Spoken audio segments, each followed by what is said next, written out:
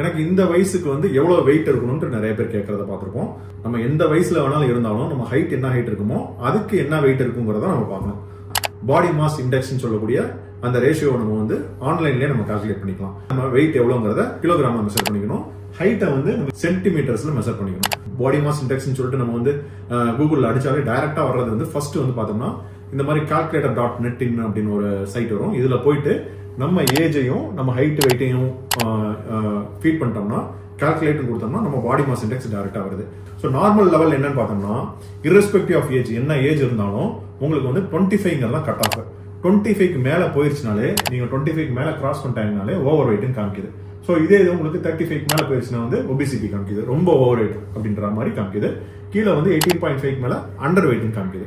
So இதுதான் வந்து அந்த பாடி மாஸ் இண்டெக்ஸ் சொல்லக்கூடிய அந்த ரேஷியோ. இது ஈஸியா நம்மளே கால்குலேட் பண்ணிக்கலாம். நம்மளோட ஹைட்டும் வெயிட்டும் தெரிஞ்சா போதும், ஆட்டோமேட்டிக்கா நம்ம வந்து ஓவர் வெயிட்டா இருக்குமான்னு தெரிஞ்சு போயிடும்.